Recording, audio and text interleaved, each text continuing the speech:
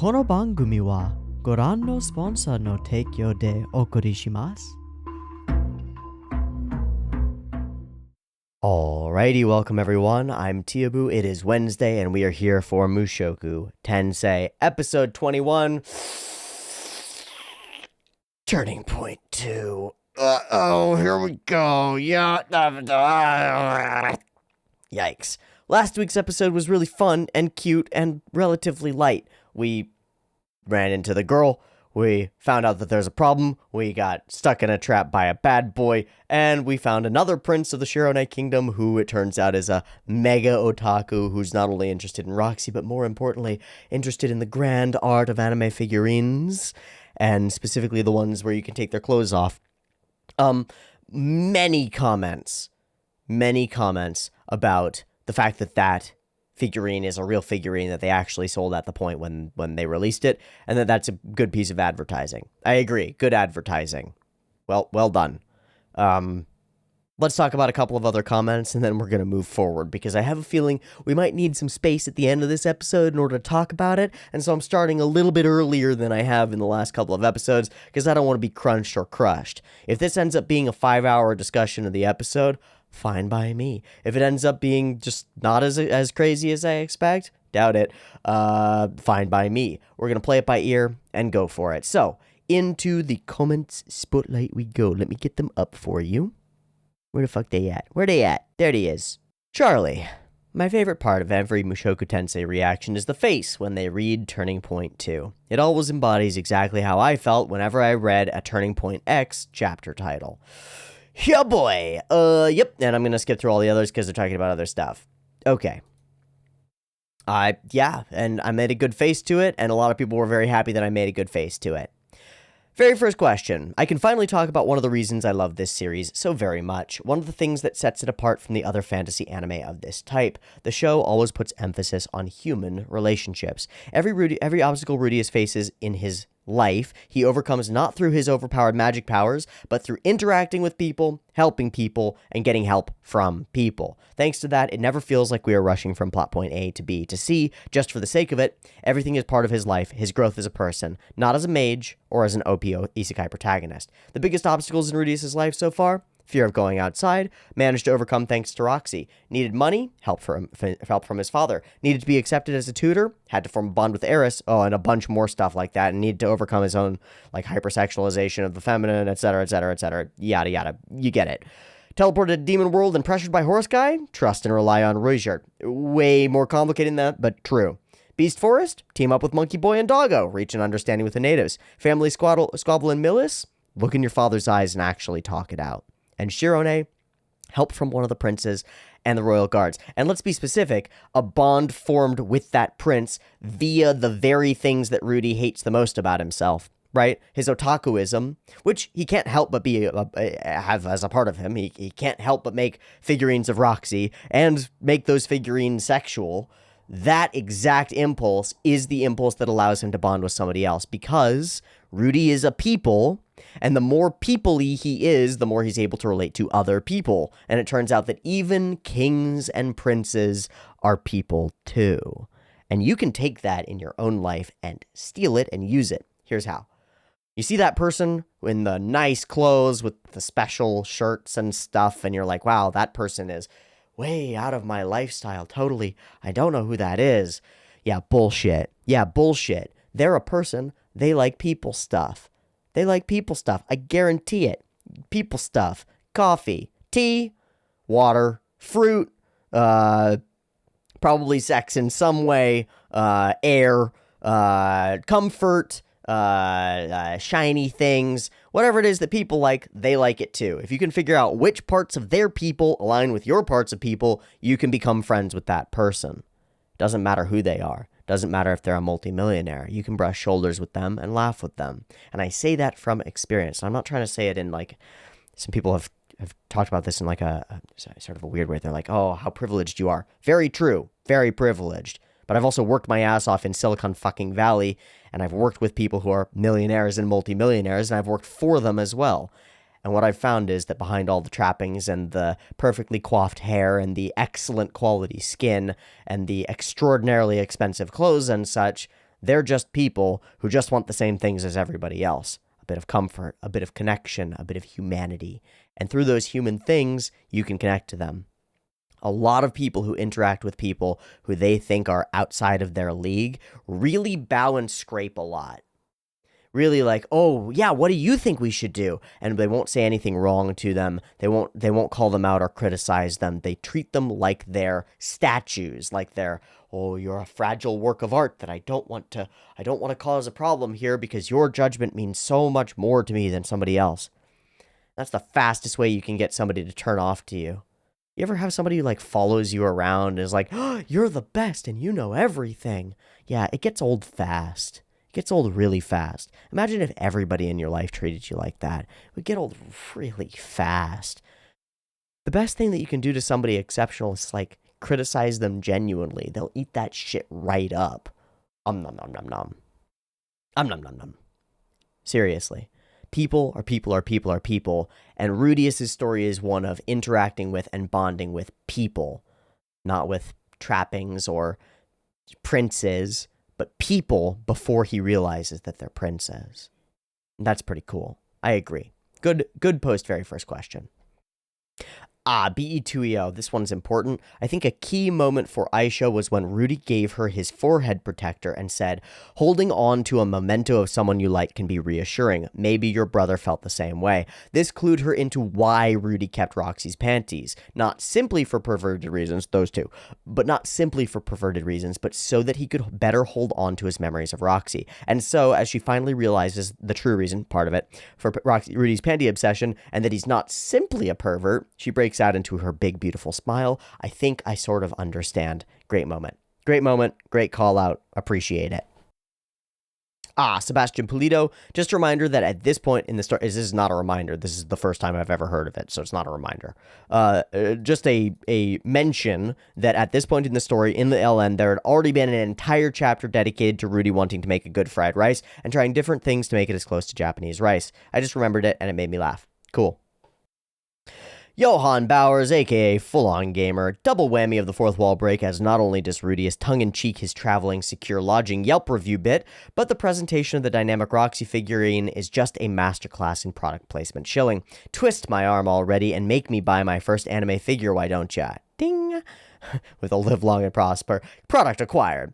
Slipping in the extra bits of world lore as the rescue plan forms and then gets upended brings the sauce to the drama and camp of the situation. Very well balanced and nicely done indeed. Teleport without error was made a D&D thing exactly because of terrifying mishaps like that of Lilia and Aisha. Lilia had sworn lifelong devotion to Rudy from his intervention in the pregnancy scandal, pledging both her own and Aisha's, so her embrace of Rudy is actually to be expected, even if to Rudy it was a surprising revelation.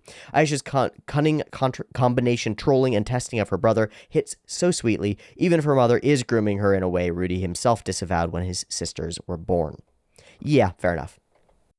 And this one just was a revelatory moment for me. Aisha was stalking Rudius in the last episode because she recognized him. Other people argue about it. I'm going to put that in headcanon. Makes sense to me. And I think that's going to be it. I think we're going to stop right there. Do a very limited comment spotlight for a simple episode last time with layers, not to say that it didn't have layers, like an onion. But we're going to stop there. I'm going to do some transition-y things and move us into Turning Point 2. See you in a sec. All right, welcome back. We are good to go for episode 21, Turning Point 2 of Mushoku Tensei. I got no predictions. I don't know what's going to happen. I would expect that the grander powers of the world will come into play now, and we'll get some significant change in our outlook on everything. How, why, where? No idea. So let's go ahead and watch it and find out. I've got episode 21 of Mushoku Tensei, MTBB version, up and ready to go. It's sitting at 0 seconds. There will be 2 versions as usual. Picture-in-picture version with the video up there, linked down there in the description. Timer-based version up on YouTube. Whichever version you're using, come back for the commentary at the end, please.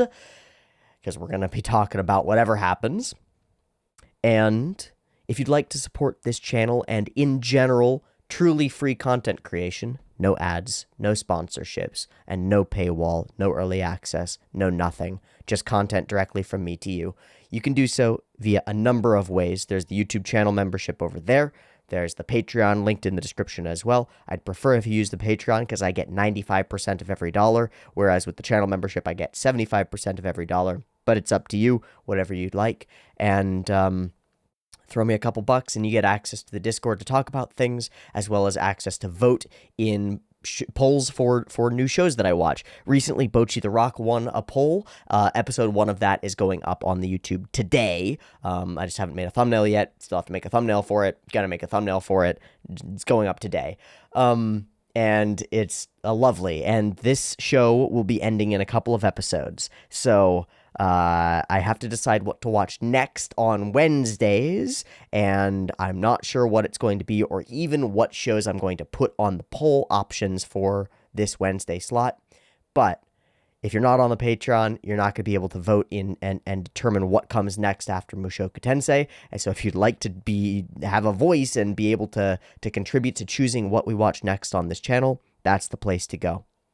Thank you so much to my wonderful patrons who have stuck with me and supported the channel despite my insanity and weirdness, like taking away early access and making all of the content free. I really, really appreciate it, and I really, really have nothing but love for all of you. If you can't or don't want to do that, a like, a comment, and a subscribe go a long way to helping the video get out to more people, so those are very appreciated as well. If you are going to drop a comment, I would highly ask and recommend that you try to write something that you think is interesting about the episode that we watched today, because then there's a chance that I'll read it in the next episode and actually talk about it and communicate back and forth, and we get this whole real connection thing going on, and I think it's more valuable than I think I know, and I really enjoy doing it. So thank you for your support. Thank you for your viewership. Let's get right into it. Episode's up. Beep, beep, timer to count you down. Let's go for Turning Point 2.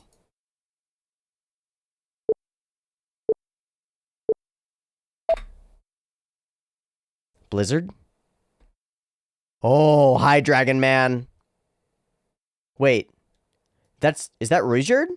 Wait, what's going on? Okay. We've gotten the shit kicked out of us. Yeah. We are dying. We are getting killed by Dragon Man. Sudden. Turning points. Or...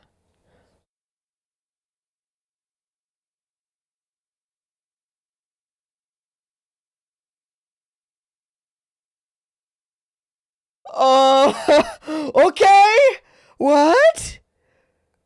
Okay, so we're just casually traveling in the Himalayas, doing a thing. What a great... We start in Media Res, so we have to wonder how we get there. And why is that guy out for us? I mean, we saw him talking to dragons the once, but we have no idea who he is or what he's about. Fuck. That's cool. Heal up the beast, make water...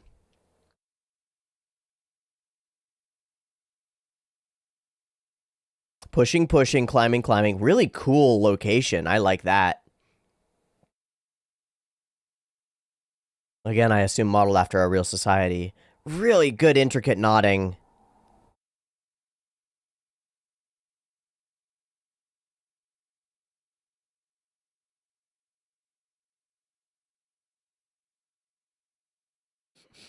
Yeah, you don't want to eat that raw, whatever it is.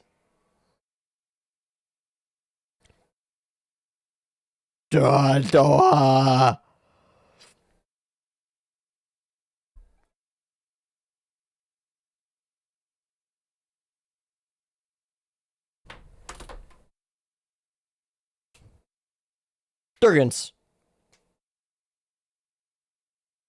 Dead. Durgans. Oh, sick. Oh my god, what a cut. Oh my god, my eyeball. Oh my gosh. Eris! Eris, that is against the laws of physics. Okay, this is rad. When fighting game. When fighting game.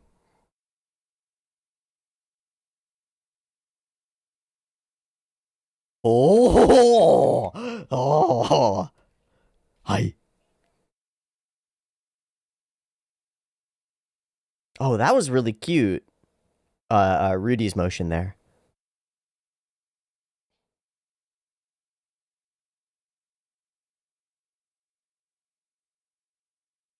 You pass.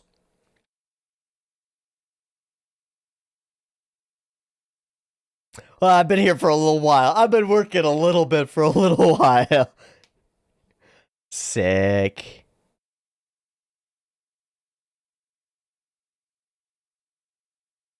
Eh?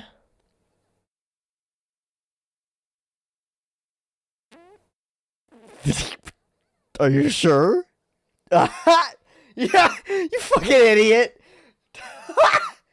So we set it up. We set it up so we're thinking about it from there. That's great.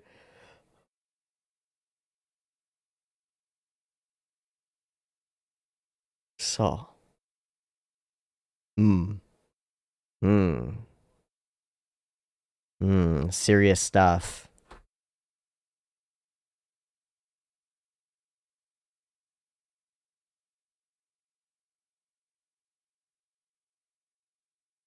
Cool. Mr. Frodo, we should turn back. Fuck this shit, Mr. Frodo. The world will survive. Oh my god. Whoa. Let's not. Let's not fuck around, Eris. We're gonna die. So we're building up Eris's confidence in some ways. Yeah. Oh.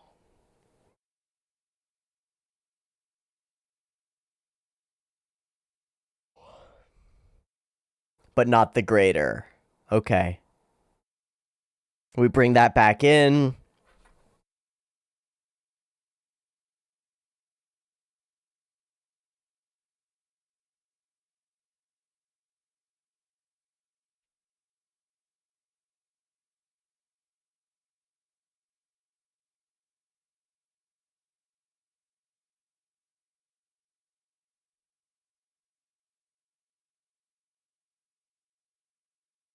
I wonder if Mr. Dragon Man is Dragon God. We have stopped. Look. Yeah, we don't get to see it. They've got the warrior vibes. They've got vibes. They caught a feel. They caught a feel. Yo, foresight, man. You better activate that eye. Yep, there it is. Okay. Nothing. Oh, that's so great. 2 people. Oh. He has an accomplice or ally. Somebody asked for that character to be their shout out. I still don't know who the character is. Hello. Whoa. What?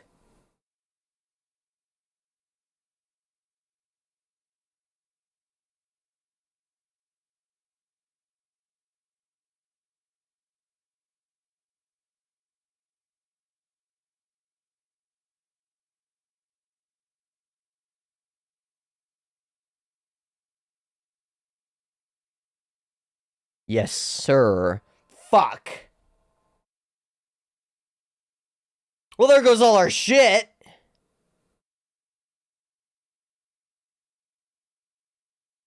He knows him. Yeah. Whoa. He can't look at him. What? How does he know that? How do you know that?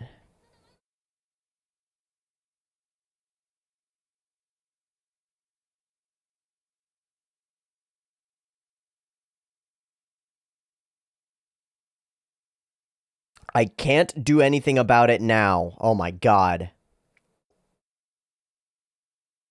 Hi! You want a figurine?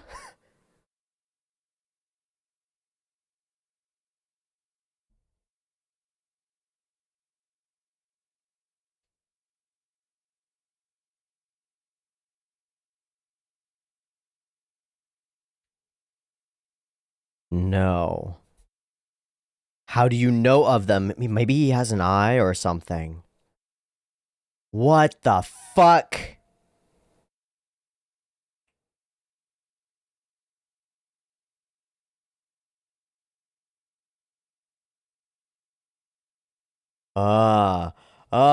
You're an anomaly. No, no, no, no, no, no, no. This guy is timeline bound. You're an anomaly. You shouldn't be here. He knows something's up. Oh boy.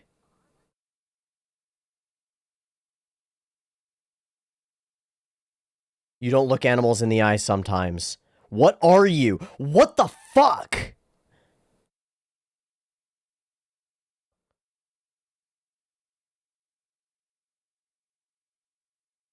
I love his art style.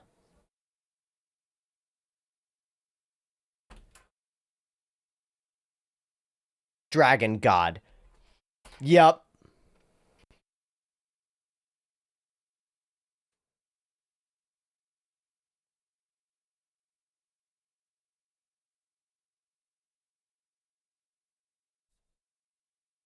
And you're of Dragon God.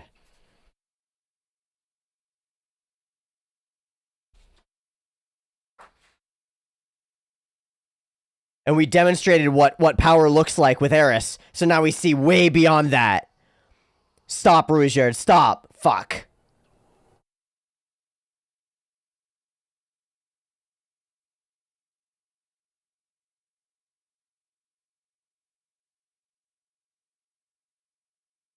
So, we move toward where we are.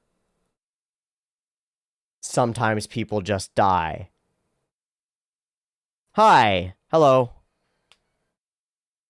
Judgment. Yep.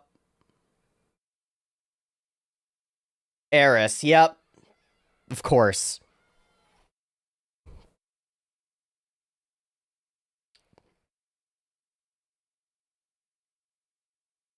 Of course. Uh-huh. Always thought you had potential? Where does he watch from?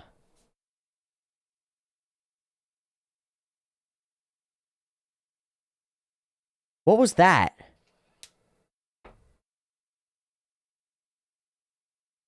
Did he just hit him a dozen times so fast he couldn't even see? Yeah. Oh!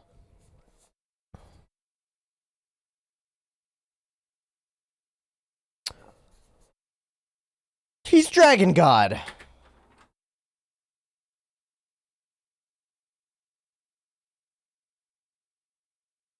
Her little bit of magic.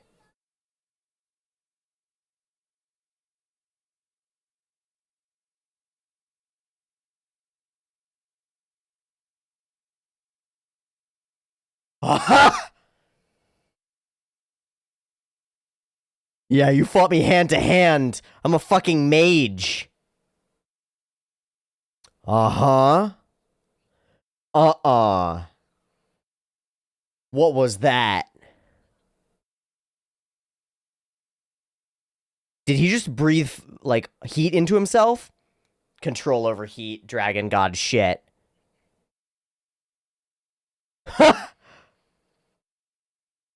He is a crafty one. A roar. Wow. What is that? Using magic to upright himself. Wow.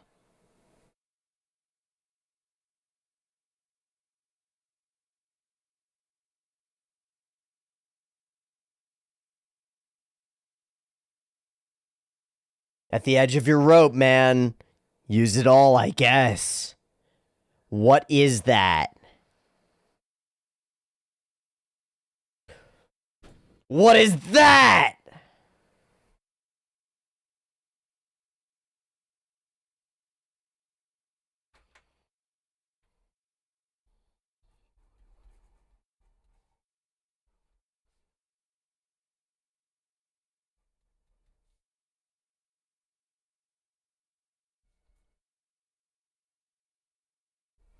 Like Laplace come again, eh?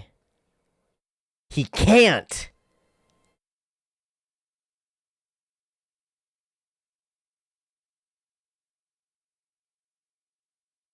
Girl.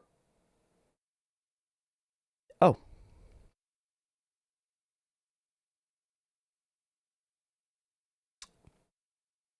Some people just die. The girl who is with him. Red in the eye. Okay. Okay. He's thinking outside of himself. Oh, man. He's thinking of himself, actually.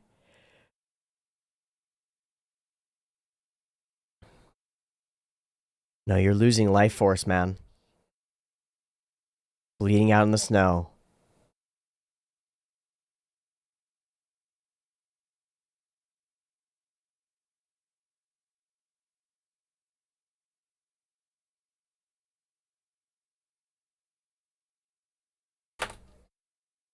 There's nobody to help you.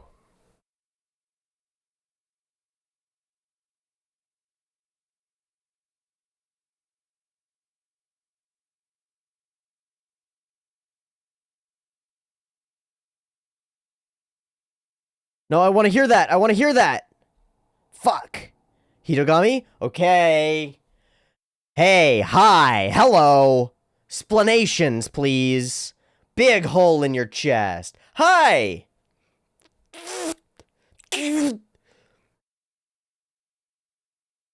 uh.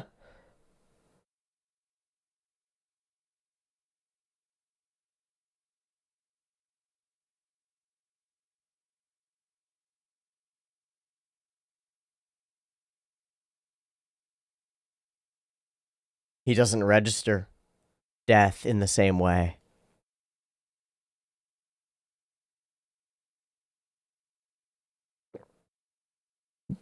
They're enemies. Of course.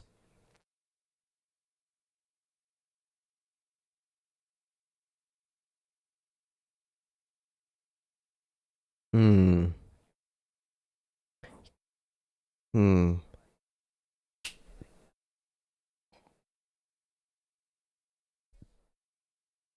Blind spot. So they have blind spots for each other, I think. The curse on him. Of course.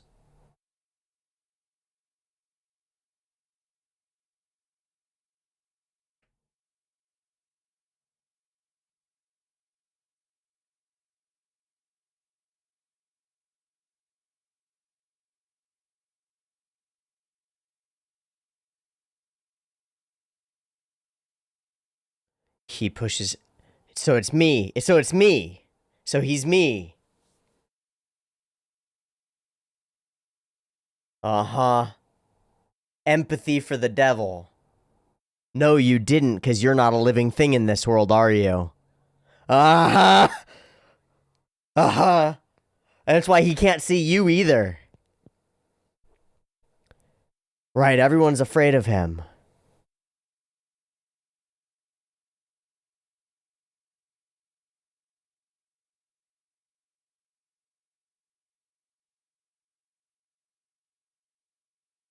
Oh! To shed it!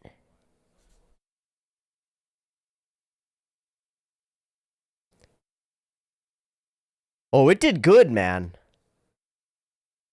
Oh, it's only because he carries the original spear.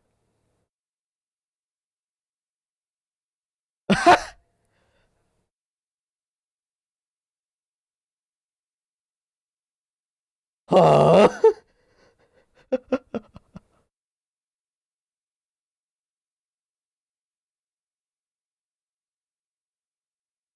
Uh-huh.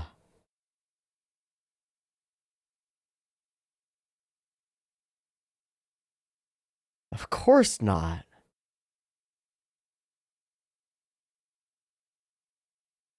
Oh my god, he's changed so much. He's happy just for the possibility of helping others. Mm-mm.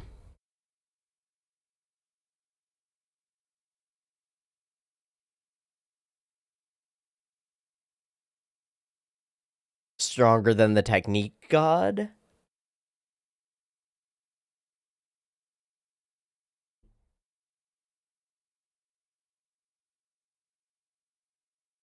Huh, weird. Oh. Okay. Can't access your full power. Yeah, they've been enemies for a long time. Or maybe friends before they were enemies. Ah.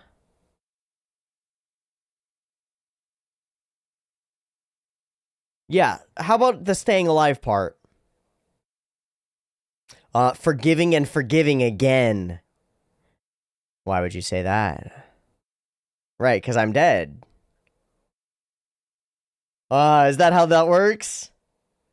Oh, so that's why you've given up. Yeah, exactly the opposite. Now I understand a little bit. Wow. Shogunai. A different attitude completely. Okay, there you go.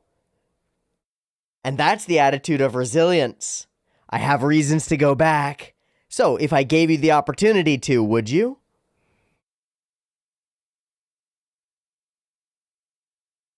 Are you sure?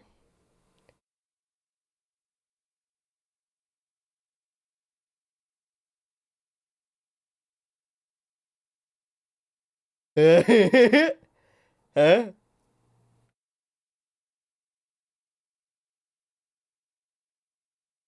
Eh?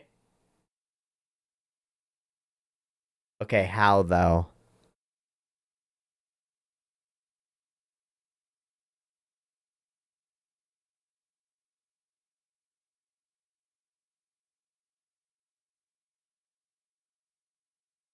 Did he self-heal?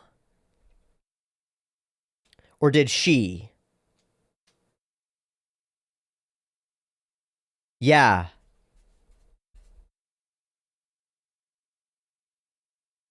Nanahoshi.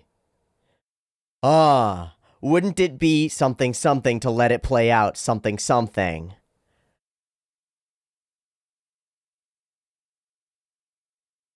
Nana Kuchu 8? Hoshi?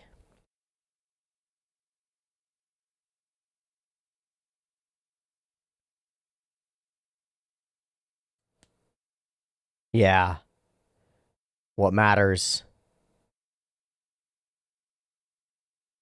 Well. Yeah, like blood. Plenty of blood. Lots of overflowing with blood. Can I at least pinch your titty again? Sorry. Bonk. Little gentle bonk. Yep. Aww. Yeah, she was real worried this time for good reason.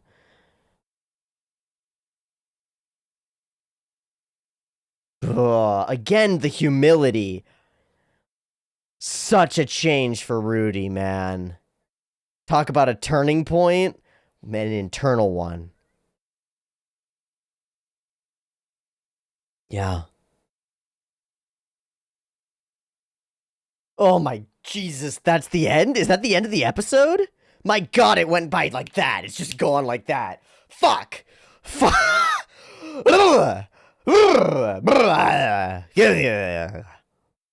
We just met another god. Okay. Cool. Cool. And we get saved by the random words of a random girl in a mask who we have no idea why Dragon God Orsted cares what she thinks, and we don't even know what she said to convince him. We can just surmise. Ooh, this is juicy. There might not even be that much to talk about because so much of it is pure unknowns to us. It's all in speculative territory. What we can talk about is Rudius's attitude shift, which is present and obvious all the way through. What he thinks about as these things are taken from him. as he's losing everything. Because his thoughts are external, mostly. There's an element of like, gosh, I could just make it one bit further and then I'd get the sexes, you know? But mostly his thoughts are external.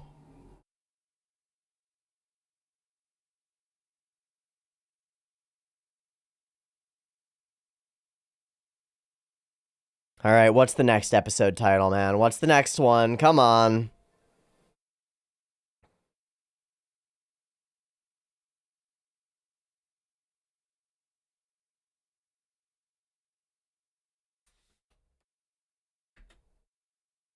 Dorimu and reality. Good. Good. Durgans. 7 greats. Less than red dragons. I really like how we wove that in, so we're already thinking about the greatest people in the world, and then this guy walks into the realm and we're like, that's one of them. And it turns out that it's worse than that, man. The lessers of them. Flocks of dragons. Named Orsted. He should have 2 daughters, no son.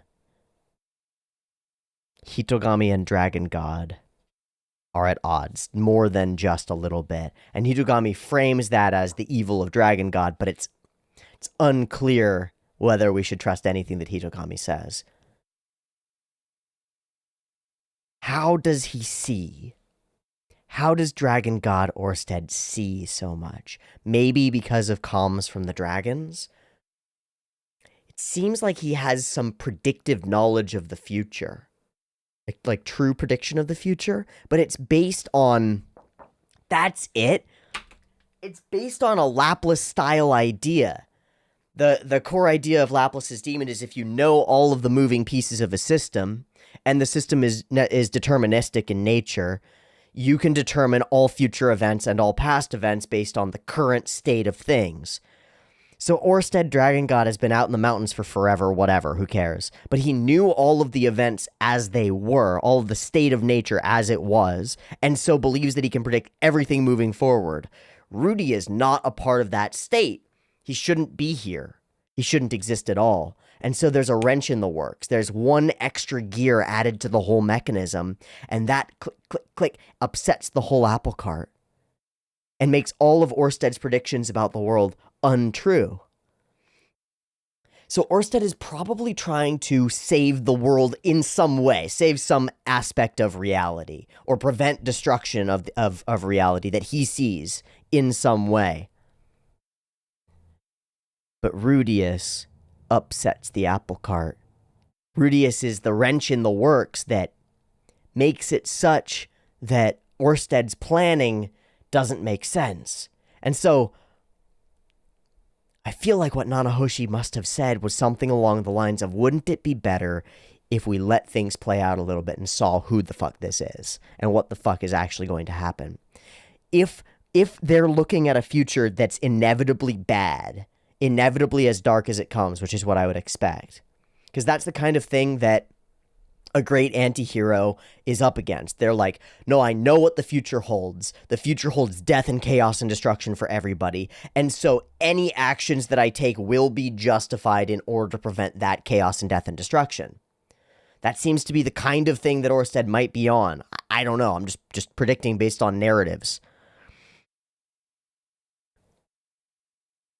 What if there's one thing different? What if there's a path we haven't explored? You know, if Orsted sees all timelines, all possible timelines based off of the history that he was a part of during Laplace's existence, Demon Wars, whatever, who the fuck cares? I don't even know the history of this world at all, because we've done a really good job of doling out little tidbits of information. It's like, ooh, piece of backstory, ooh, piece of backstory, ooh, piece of world building. But we don't have a full picture of the whole thing, not even a little bit. Some of you might, because you've read the LN. Don't fucking tell me. Let me be very specific. I'm going to make a bunch of predictions and a bunch of statements. Do not tell me whether I am right or wrong. God, don't do it. Fucking shut up. Let me figure it out.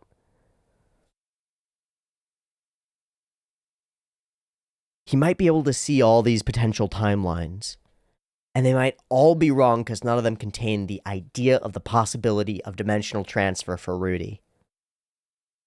And so Hitogami might be trying to accomplish a similar goal, even. They strike me as like brothers at odds. Something like that. Old friends even, maybe. But I don't know. Trying different paths to achieve something similar. Some sort of difference, some sort of change. What is that? On par with Laplace. They can't see each other, it seems. They have blind spots for each other. Laplace was cursed and was a cursed child. And the idea of cursed children becomes really interesting. Orsted is also a cursed child and yet is also a god. Or a dragon god on that tier, whatever. Laplace got rid of his own curse by transferring it to the spears and then giving those spears to the spurred. And then that caused the spurred to become cursed. That's very interesting.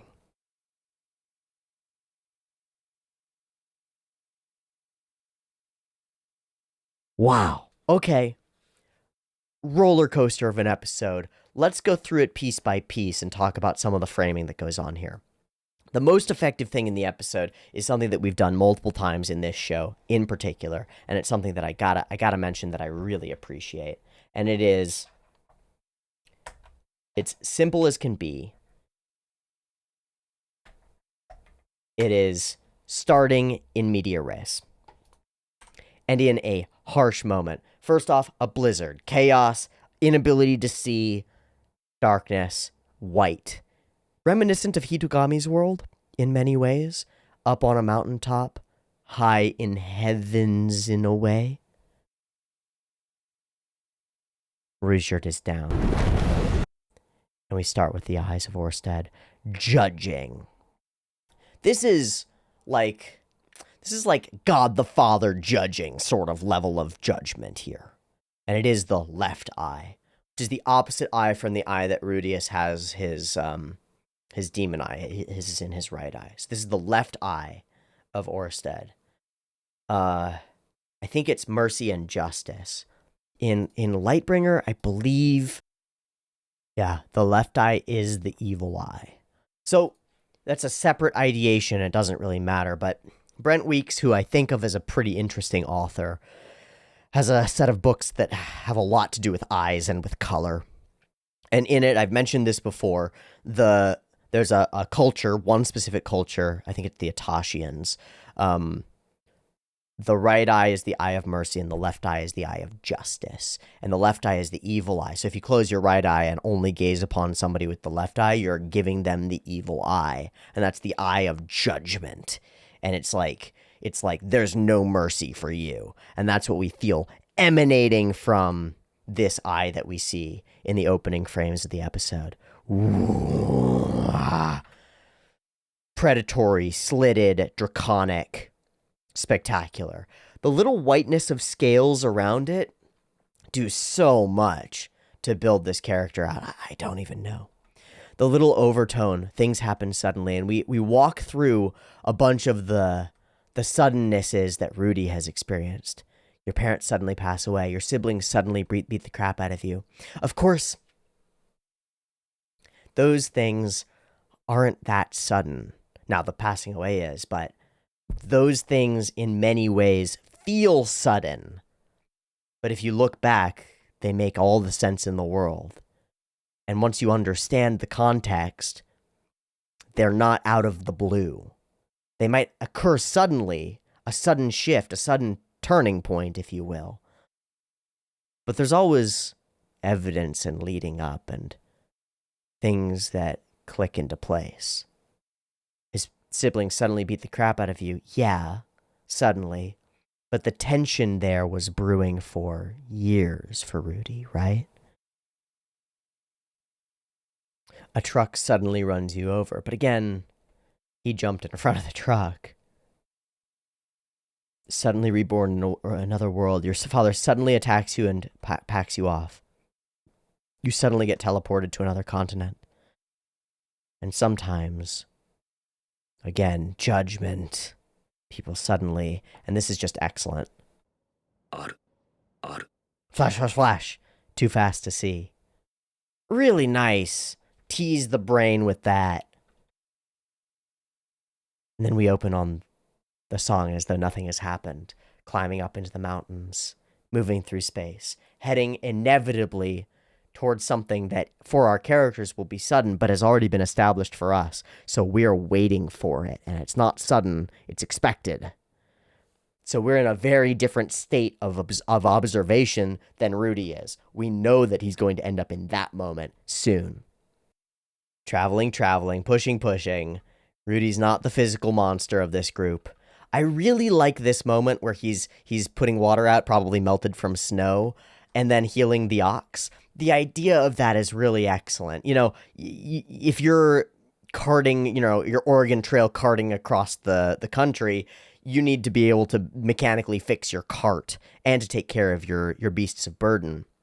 And Rudy is a one-man beast of burden taking care of machine, manifesting water for them to drink and healing their injuries. It's a pretty cool application of magic as far as I can tell. It tickles something in my brain that I really enjoy. I really like that we can feel the sun going down and moving into golden hour across the mountains. The purples and the oranges in the mountainsides is just right. I like it a lot. I also like the feel of this little village that they find. It feels exactly right. I don't know where this would be in our real world, but again, it feels exactly right. And there are all these little detailed elements, like the detail on the rope that gets tied.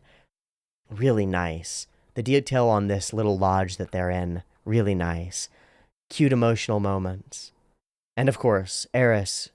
Ooh, a dragon. I'd love to overcome a dragon. You have to love her spirit. And of course, that might not be the best idea. Transition to where are we at? And the answer is we are at a place that we were not at before. These characters, they're interpolating them. That's spectacular. So these fight scenes really stand out in terms of motion. And part of the reason is that we're going frame by frame. We're still animating on twos as you would expect, but it looks like we're animating half and half. Eris moves, Ruijerd moves. Eris moves, Ruijerd, both move, whatever. Both move on twos. Ruijerd moves, Eris moves. Both move. Hold. Eris moves. Both move. Really interesting. There's a bunch of frame mixing to make them flow together, and it really ends up being excellent. A lot of moments that drag us into the specifics of the thing, whoosh, close to you, and then whoosh, out into the full wide of the shot.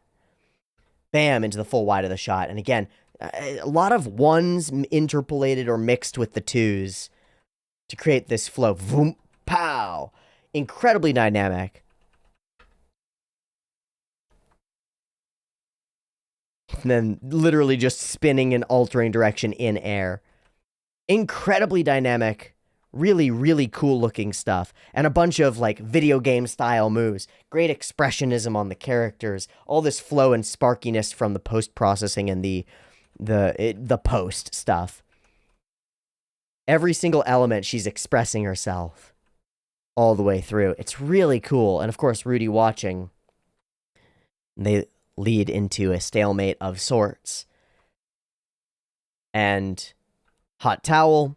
And we get right up here, and this is a setup. This is a setup, right? Because she's under her arm right next to her breast. It's a setup for the pinch that happens later so that our brain is already there. It's really quite interesting. And we get that respect from Ruijerd. Now you can call yourself a warrior. You're there. And that means something. I mean, we've been traveling around and he's been defeating all these warriors, right? Warriors. Now he's like, you deserve respect, Eris. You're a warrior. Okay. What does that mean? It means you've grown up. But I haven't beaten you. Well, there are some high bars out there. You are as strong as a full-fledged warrior. Congratulations. Please pinch me. Will you punch me? No. And of course he pinches her on the nip. And that's our setup payoff. And of course she punches him immediately, which is very good. And that in itself is an additional setup for later when she says, "You won't mind if I punch you," and then does so, and then the tears fall. And that's really excellent. It's the dynamic of their relationship growing out, expanding in oh so many ways. Really good. Really good. But don't grow conceited. Don't let it get to your head, kid. And she's just overflowing with it. And Rudy's happy too. All right, so move along, terrified by the thing. Look, red dragons, let's go fight one. And of course, is dragging people around. And Ruijerd tells her, no, hold on, be reasonable. They're incredibly strong. Also, they're in flocks. And we start to bring up the 7 great powers. The lesser of them would probably not be able to fight a flock of dragons. The greater of them might be able to fight a dragon or two, maybe even a full flock. So fighting dragons isn't easy even for people as strong as them? Correct. Only the strongest could even do it. Could they really? And we start to list it out. Technique God is number 1. And the Dragon God is number 2. And that's all set up. It's all set up for exactly what's going to happen right here. I want to hold this moment. And they've stopped. The music cuts. And he can't see, feel, or sense what they do. But they've already sensed it before it's visible. The curse has gotten to them. And they stand stock still. Which is what humans do when a predator is around. It's what all mammals do as a freeze response when there's a predator around. Especially a reptilian predator. Snakes, T-Rexes, dragons, stay still.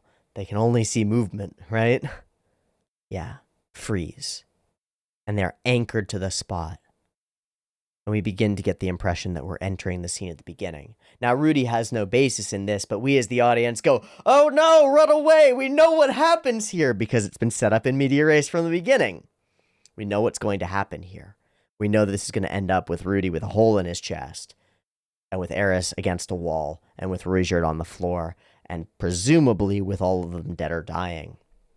And we see real fear in their eyes, and we hear real fear in their voices. And for the first time ever, Ruijerd grips his spear so tight that he shakes.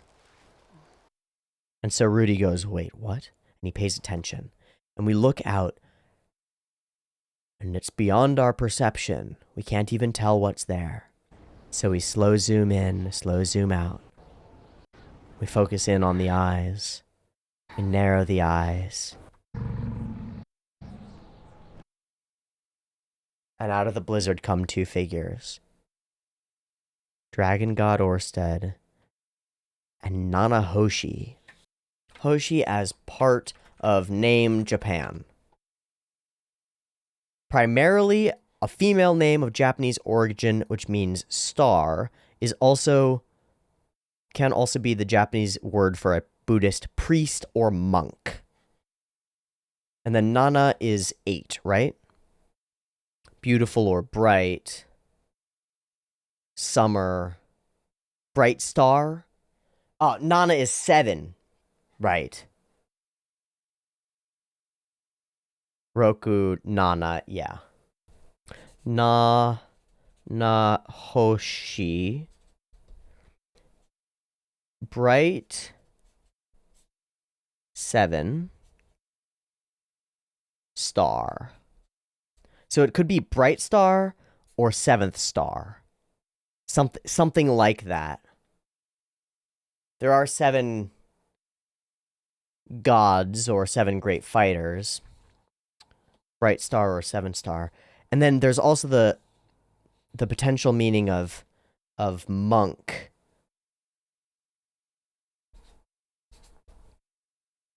The mask feels like it's in that realm as well. One who learns. Interesting. And she is associated with Orsted somehow. Unclear how or why. Utterly focused. Completely ignoring everything else. Just walking. this low rumble and the clicks of footsteps. Almost sounds like a binaural beat where it's like, whoa. It's weird. It's spooky. It's over the top. And they pass right by as though we're statues. And Rudy turns, because he's not bound by fear the way the others are. Which is really interesting, because it says something about Rudy. And it says something about the nature of the world, as we find out later from Hitokami.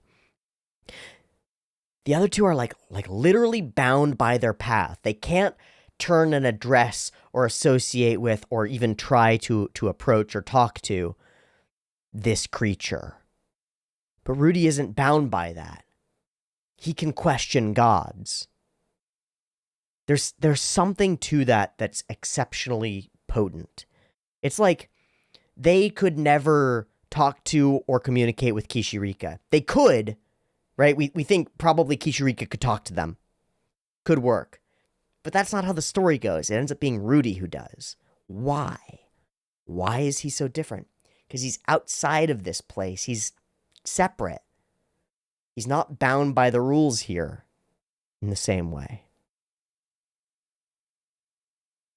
And so he turns. He watches as they pass by.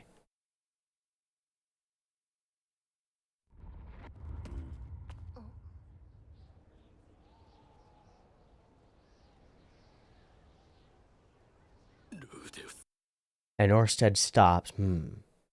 Almost as though he had walked fully past them without even noticing their presence. They seem so far beneath him. Then he stops. And Ruijerd tells them both, do not move. Do not do anything. And of course their ox, yak, whatever it is, flips the fuck out. Because animals don't have control. And this indicates what all of them want to do. Flees to the point of killing itself because there's a dragon there in the shape of a human. And he says, is that Ruijerd Sperdia I hear? And they've never met.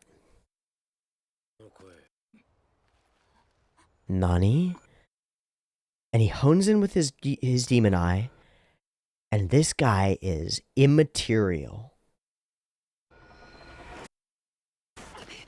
And he can't look at him for long. He's overwhelmed just to look at him.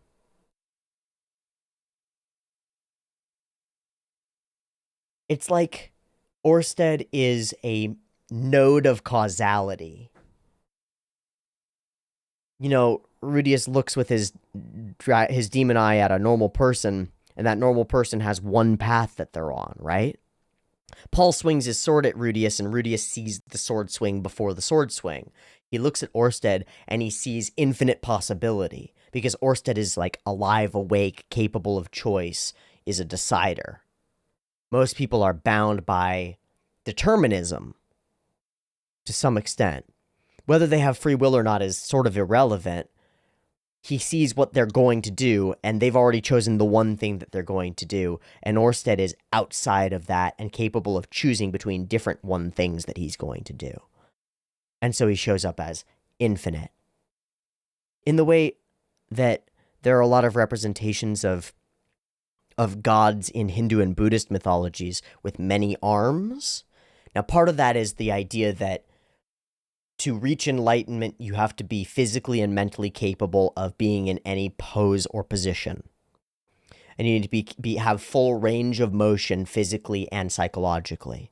But part of it is the idea that with all those different hands reaching out, the person who is enlightened or close unto being greater than human is not bound by one decision, but is capable of stepping outside of that and figuring out all the different options that they could take and then determining which one to take between those. Something like that is present in Orsted. And he turns, and now they're looking at us because he was looking the other way, turns, faces us, and you're Erisboreus Grey Rat. Okay, so here's our issue. Eris isn't that old. And as far as we know, Orsted hasn't been in society for the period of time where Eris Boreas Grey Rat was alive, as far as we know. How the fuck does he know who she is? Maybe it's based on that determinism thing again. Like he might have known 1,000 years ago, or whenever Laplace happened, he might have already been able to predict out all of this future. Ruijerd will be Ruijerd, Eris will be Eris. These people might have known that they would exist before they were born. Everything plays on a specific path. A chaotic path, but one that can be predicted. Because chaos is often just math. It looks like chaos, but it's often just math based on states. But something is different, and Rudy is the seed of that difference. Who are you? How do you know me?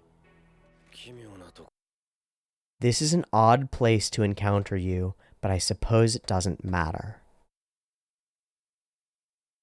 You're out of place, but it doesn't matter that much. You know. I can't do anything about it now. Excuse us, he says. Doesn't want to upset the apple cart, it seems. And I can't do anything about it is limited. Can't do anything about what?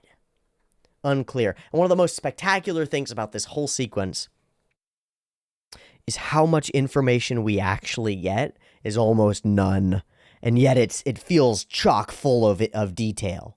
But really what we get are a bunch of hints that are not going to click into place until we have way more actual intel.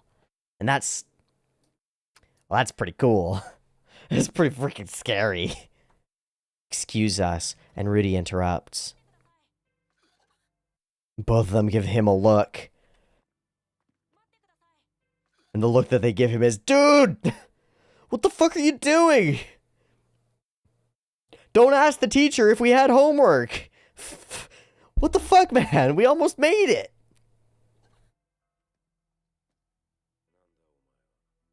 Who are you? Who are you? Oh, hi. I'm Rudius Grey Rat, one of the Grey Rats. Well, yes. Please tell me your name. My name is Orsted, and already with a sneer. Almost. He's looking down upon you. Down his nose, right? And I just want to mention that all the time when this character's in frame, there's this darkness and shadow to his jawline, the space between his eyes, the darkness under his ears that makes him feel realer than real. It's like he's carved out of stone. And then inked. You know? He holds on to emotion, and the emotion is tense and bursting at the seams all the way through. How do you know these guys? We haven't met yet. I don't know them. Yet? What do you mean? Well, we will. Okay, again, it's that Laplace-y prediction-y thing. What do you mean you don't need to know that? Maybe he does. But the you don't need to know that, that's on a need-to-know basis, is classic stuff from an anti-villain or an anti-hero, right? Someone who is attempting to accomplish a positive goal or what they believe to be an important goal.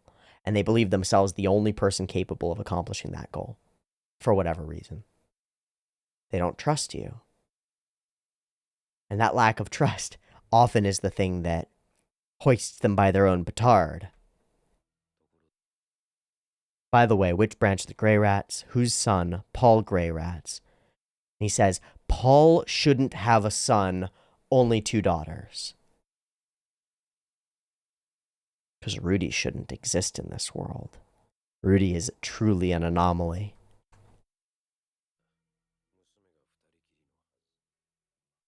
And he's thinking, how rude! How dare you? But how does he know about the 2 daughters? He steps forward, and now we're in trouble. And then we begin building up. And Rougier decides to take things into his own hands. And here we go again with that darkness. I see that you look me in the eyes. Anyone who knows what's good for them doesn't look me in the eyes, so what the fuck are you doing? I've learned that you have to be careful with this. Stepping outside of the show for a second. I've learned that you have to be quite careful with this in reality. With animals, in particular, eye contact can generate threat danger. But as I've grown more confident and more capable of looking other people in the eyes, I discovered that first of all, you look somebody in the eyes, usually they look away. Because holding eye contact with someone is dangerous. It feels scary. It's like, it's real connection. And it's potent. It's really potent. It's real connection. That you can't hide yourself when you're looking somebody in the eye. It's really hard to.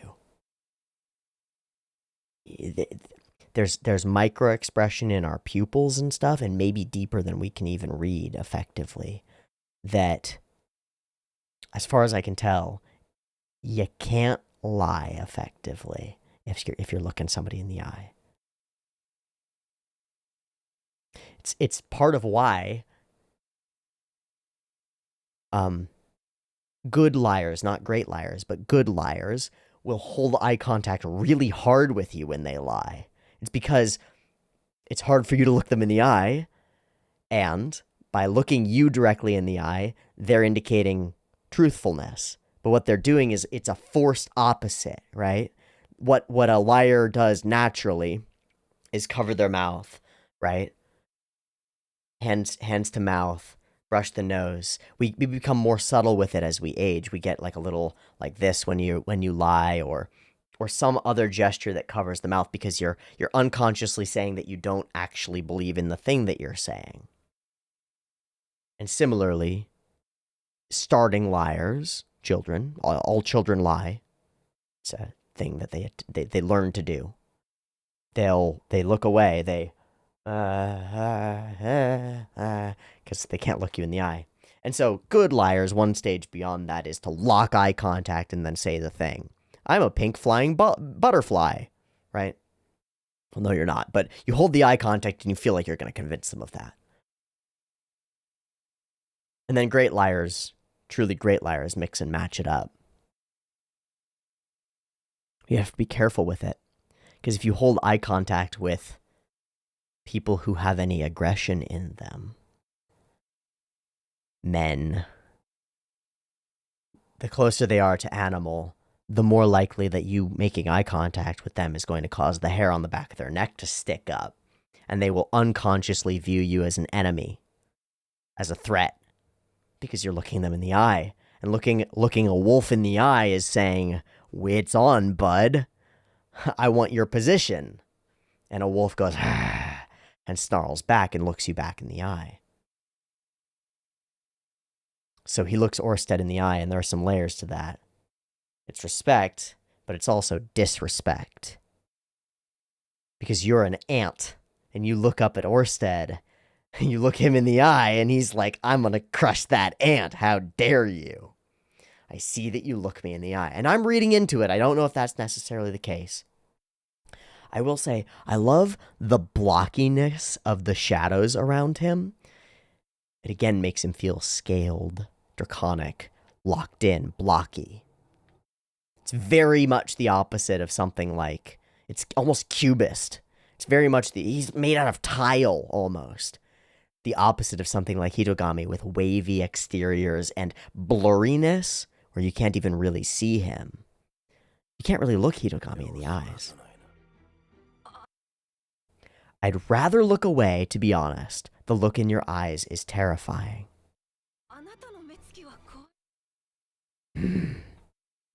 And again, for a second time. Well, no matter. Doesn't matter to me, and he's willing to let it go. Because Orsted is above all this shit. Twice. So what do you want? Oh, well, I thought you might know something about the Mana Cataclysm. And now we get dark. Deep, deep, dark lines. A black pit of a mouth closed. Muscles made of rock. Carved from stone. And he's shocked that he knows about that. Maybe. Or maybe he didn't know about it himself. I don't know. I see, I'm sorry I bothered you. And Rudius is playing the game properly. He's being contrite and humble. And then, wait. Does the word man god mean anything to you? Of course, yes! He totally appears in my... Flash, flash, flash, he's already moving. Murder has been opened. And Ruijerd is there faster than you can blink, throws you out of the way, blocks the blow. And we see, for the first time, and we just saw it, so it's a setup, right? We just saw it, the most spectacular of fights between Ruijerd and Eris. And so we move here and we see what real fighting looks like in this world. And we see that Orsted doesn't need a weapon. He is a weapon, and he's a monster. And Ruijerd, probably the strongest of us, is absolutely demolished, absolutely blown back. And Orsted knows exactly what's going on, he thinks. So that's it. You're an apostle of the man god, a follower. I understand now. That's what the slimmed eyes are. It's like a narrowing, a tunnel visioning. He's overcome by hatred, maybe, or something like it. Spectacular animation on the lips and mouth for Ruijerd to say that. And we get into it. Bam, wham, wham, wham, wham. And all of those attacks are nothing. Click. And Ruijerd keeps fighting despite the blows that he takes. Big, cool spinning shots as well. And all of it to show just how nonplussed Orsted is in this fight. Bam. Bam. And in an instant, the strongest of us is laid out flat by Orsted. And at this point, we recognize this is not good. And now we're moving into the scene that we'll recognize. Oh, hi. Judgment. The hand goes up and comes down straight into the demon eye. He sees his own death face him, and of course Eris runs in. She runs in and her blade is caught, and she's flung, like a flick of the wrist away. A warrior, right?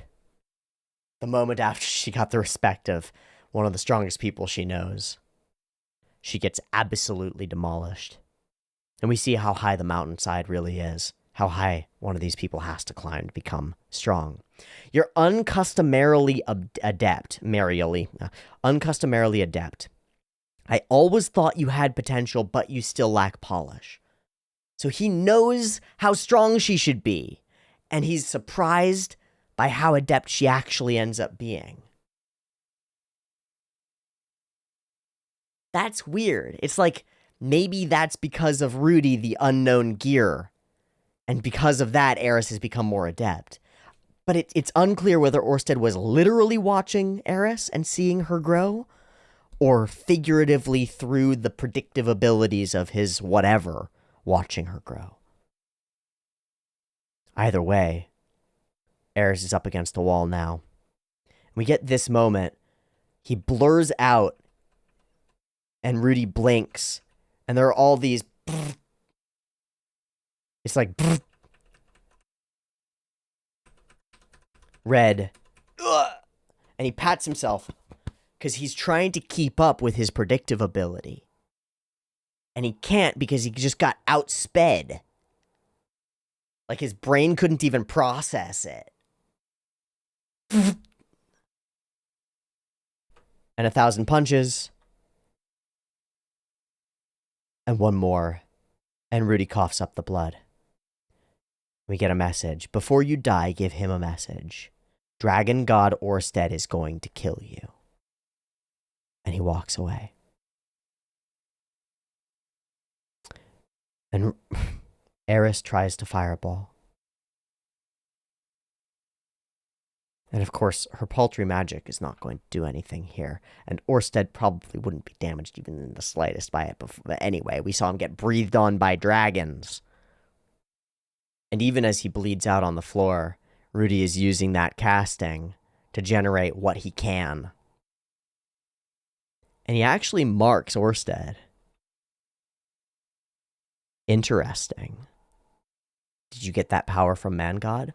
Unclear. And unspeaking, billowing fire, and he uses the wind as well, the little tricks and the little traps. You're a crafty one, a little bit of respect, but not enough.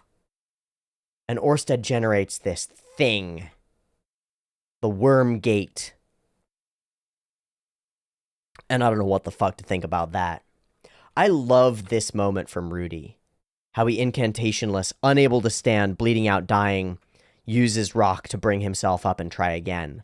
And he turns fire into fire into fire into the next level, into almost plasma perhaps, and fires that off. And it doesn't work. And using, as though he predicted it, I guess, is why he came up with this in the first place. He uses the Worm Gate to, and it gets cracked in the process. An incredible quantity of mana. He might be on par with Laplace. He might be the same as Laplace.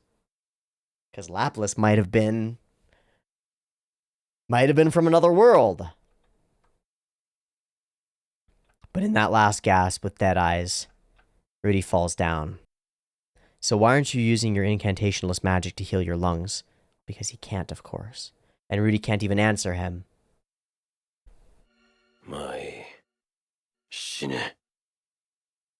And so here we are.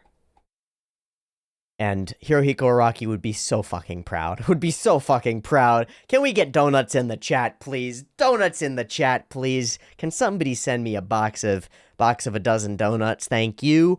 Actually, please don't. I can't eat them. I actually can't eat them. For a number of dietary reasons, I can't eat donuts. The sugar, the oil, the salt. I can't eat any of it. Can't eat any of it.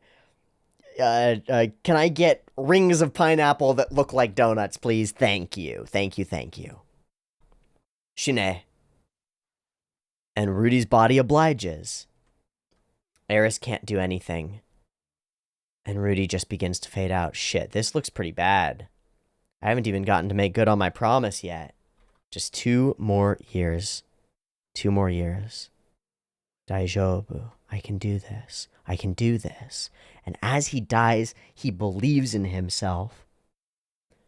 Slow and steady, I will move forward. I'll just keep moving forward, not desperate for rapid change, but steadily moving toward my goals. And that's exactly right.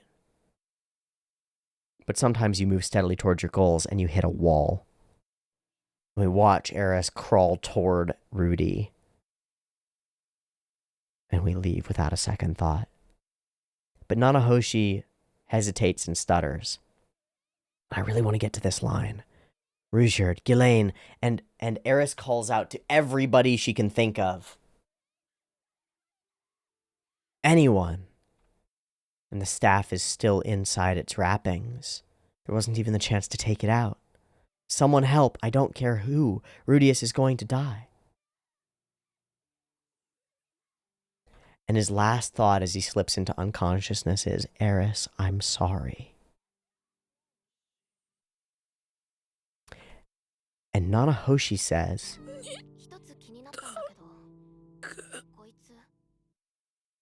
Hey Orsted, something has been bothering me. Wouldn't it? We don't get to know what she said. Wouldn't it be better if we let this play out? Wouldn't it be more interesting this way? Wouldn't it be a shame to let this one element that we don't know about continue on? I don't know. I can only guess. I just don't know. But we awaken in Hitogami land with a gaping hole in our chest. Well, well, what a shame. And Rudy, Earthius, is completely different in every way in how he interacts. Yeah, I suppose it was a shame. And he says, you seem different. Are you not feeling well? He's like, well, come on, man, I'm dead. All right, let me ask you something. Why did he attack me the second he hurt your name?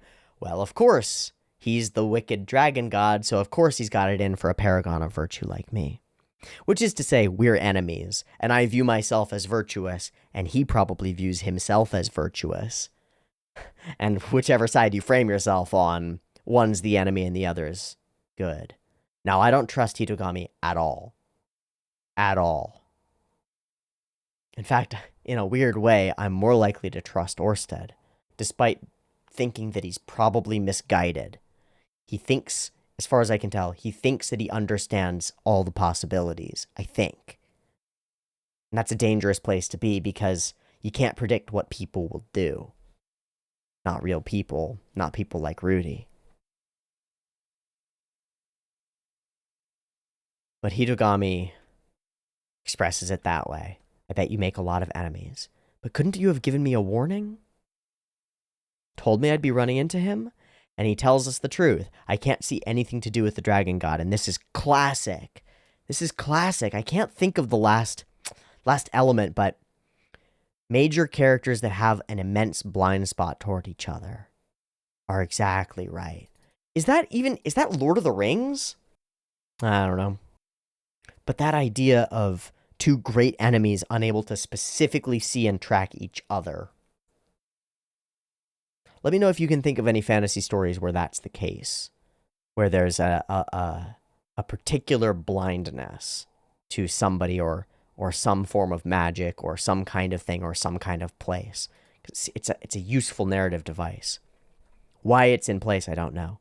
I can't see his present or his future. Can see his past. And he says, I can't see anything to do with the dragon god now, like I used to be able to. And the same is true the other way around, right? And so, in order to predict the elements of their blind spot, they're just working off of the state of matter as it was before, and using that sort of finite state prediction machine in order to determine what could be. And it's wrong. And it's wrong often. So I had no idea. How come? Because that's what the curse on him does. And we start to talk about curses, and we just unload this. Weirdos called cursed children. Orsted is one of them. Bound by a number of curses, not just his original. He's got about 3 other ones. Whoa. Where those came from is unclear. You saw how scared everybody was. He is hated or feared by every living creature, except dragons. Unless dragons aren't from this world, or unless dragons aren't living creatures in this world. What if there's something separate? Quite possible. And with that, we get something fascinating. Hated or feared by every living creature on the world? Ooh, that's me. Oh, I understand him. I know that feeling, says Rudy. And he feels sorry for him. Sympathy for the devil is Rudius's greatest power. Or in this case, sympathy for God. That's pretty cool. That sounds like that must suck. Wait, I didn't hate him or fear him. We get the answer. Maybe that's because you're not a part of this world. And maybe that's why he couldn't see you. Well, the curse doesn't affect people? Well, wasn't it the same way when you met Ruijerd? You weren't scared of him. Wait, Ruijerd is cursed too? No, that's the curse of the spears. Laplace transferred his curse of fear to the spears and passed it on to the spurred. So you can get rid of a curse that's on you, an inevitable curse that's on you, but you can only do so by passing it to somebody else. Now that's interesting, and it gives us a different justification for why Laplace would do something like that to the to the Spurds. He might have just been trying to free himself from his curse and caused a ton of destruction, chaos, and harm in the process. Was it malicious? Maybe. Was it just a struggle to try to free himself? Maybe. Don't know. Can't know. Interesting. He had a curse and he passed it on.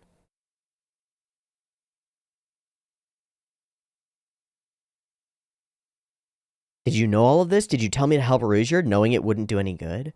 And my answer is, what do you mean knowing it wouldn't do any good? And don't get me wrong, the curse on the Spurd is almost gone by now. Partly because there's a little on Ruijerd himself, but it's been rapidly fading since he shaved his head. Why that has to do with it, I don't know. What's going on there? I don't know. Why? No clue. Because Laplace had green hair too. So the more associated you are with the thing that is cursed, the more likely you are to be cursed yourself. No clue. Huh. I don't really get it. Me neither, but these are important puzzle pieces. And so be it. But anyway, the curse is fading because he met you. The deep-rooted prejudice isn't, but he can overcome that with hard work. And Rudy's answer is, so it wasn't all for nothing.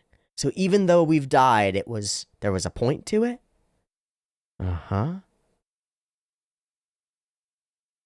Yokata. Ruijerd is no match for that guy. Well, he is one of the seven great powers. How could we have beaten him? You couldn't. He's the strongest there is, even with his curses holding him back. You can't beat him. Not face to face, not in a battle like that. But maybe through long-term trickery. But I thought he was ranked number 2. What about number 1? The technique god is number 1, but if they really fought, Orsted would win. Weird. So framing of the order of the things makes no sense now. Makes no sense now. It's been expressed literally, that guy's above him, but if they really fought, Orsted would beat him. So why is the technique god above him? Probably because he'll never fight him. Maybe because Orsted doesn't live in the world anymore. He's been up on the mountains for so long. But I don't know. His full power could destroy this whole world. Of course, his curses stop him from ever using it. And this makes me wonder something. If Laplace took his curses and tried to get rid of them, and ended up causing immense chaos and destruction in doing so, is Orsted a self-sacrificer?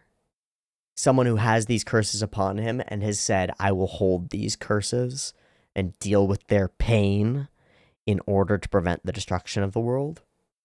Seems possible to me. You know a lot about this guy, considering you can't see him. We get this distinct face. Huh.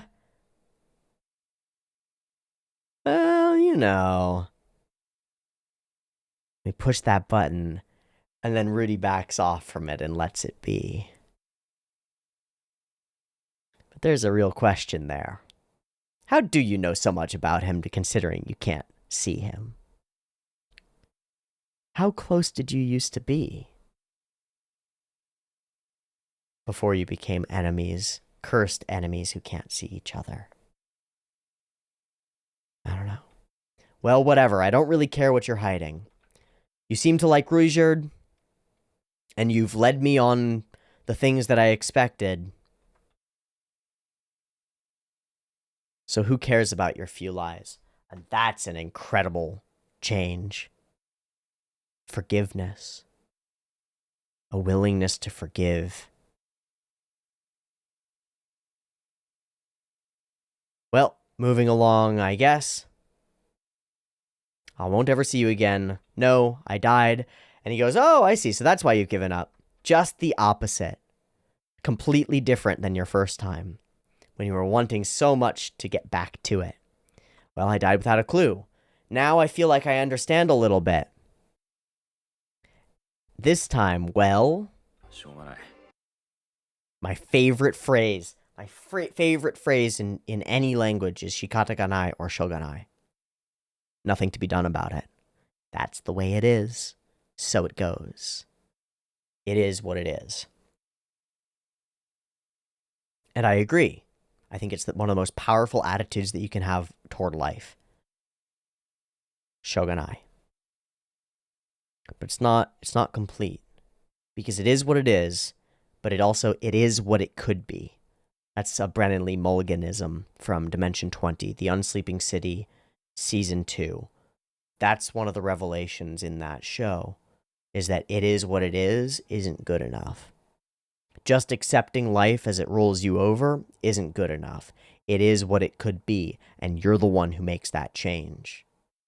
But here, for Rudy, at this moment, it is what it is. Shogunai, I guess that's life. What a dramatic shift in perspective for him. Acceptance. Humility. Even gratitude for the chance to have another option. It's just unlucky. I guess I should be lucky that I got a second chance at all. Not raging against the world for taking it away, but grateful to the world for giving him the opportunity in the first place. Even if I do still have unfinished business. Anyway, guess this is goodbye. I wonder how I pass on. He walks away from Hitogami. He goes, "Are you sure? You're not dead. Look at your chest." And as soon as he realizes it, he awakens, coughs up blood, and finds himself in Eris's arms. How? The woman said something and Orsted cast a healing spell. He called her Nanahoshi. Nanahoshi? The masked woman? Why would he heal someone he just killed? And we don't get to know, motherfuckers. What? That's the best goddamn mystery that I've seen in so long. It's so good. Why would that character do a thing to undo the thing that he had just done? Why would he do that? I don't know. We don't get to know. But Rouger lives. Eris lives. And we came fucking close. So what matters? The connections, the bonds, the people. We got a comment at the beginning from very first question about how much of Mushoku Tensei is built around the people. And when it's all taken away from him, it's not the magic that Rudy pines for, or the position, or the new life, or even the opportunity. It's the people. It's the connections. And so as soon as he reawakens, he is filled with a desire to clutch and grasp onto that which is most important to him, and it's Eris. And they hold each other, and she gently punches him, and her tears flow openly. And this time, again, he's humble and contrite. "I'm so sorry." And this time he comforts her. So glad. So glad that we're alive. And so turning point 2, we come up against a real wall. And its name is Orsted, the Dragon God. And suddenly, the floodgates are open, and we know that there are things happening in this world that are way beyond us. And we're a part of them in a way that nobody understands or can predict. So onward we forge on our original journey, having had an experience that will shape us and change us as we move forward, and having learned a few bits of crucial information. Just the littlest bits. One puzzle piece, one puzzle piece, one puzzle piece, one puzzle piece. And there's no way to understand the whole picture. But it feels like we've snapped like a crucial corner piece into place. Still can't see the whole picture, but we're getting an idea of the frame. And from there, we can really start cooking. And that excites me to no end. I massively enjoyed the storytelling style, quality, and feel of this episode. From the balls out, death and destruction opening, bringing us straight to that point in the middle, to the intriguingness of Orsted himself, and the fascinating conversation that we have with Hitogami. But the thing that stands out to me the most about this episode is how Rudius approaches his own death and what he thinks about in his last moments, what he really cares about when the chips are down. And it's the people around him, the connections, the loss of possibility.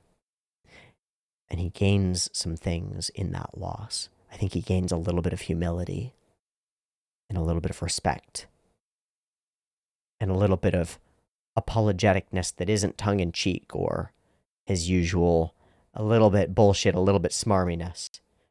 Some real gratitude for the life that he has. Not just, well, I guess I'm here, I'll make the most of it, but real gratitude. And that's the kind of gratitude, the sort of near-death experience thing that in our real world, in our real life, leads people to make completely different decisions as they move forward.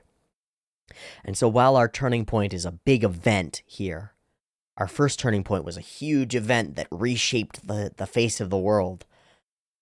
Our turning point this time, well, our characters walked into a cavern, and the characters are going to walk out of the cavern. But the turning point has happened within Rudy's head. He's a different person walking out of here, and the stakes are raised. And he knows that demon eye or not, magic or not, incantationless casting or not, he is not invulnerable, and there are things beyond him in this world. And to some extent, slow and steady improvement isn't going to cut it anymore, because the things that he needs to handle are happening now, and Orsted is moving now. So we gotta be moving too. We gotta figure out what the hell is going on. So I look forward to the opportunity to do that in the next episodes that come.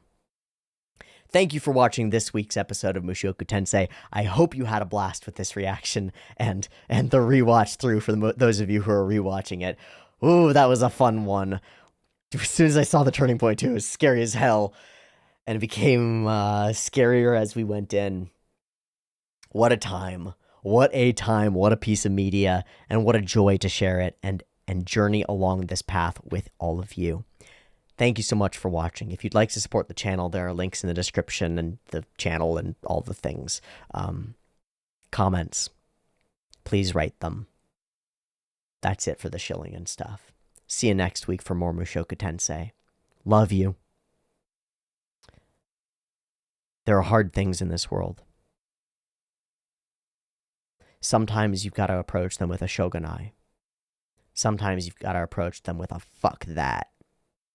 Figuring out which is really difficult. Good luck. I believe in you. Much love.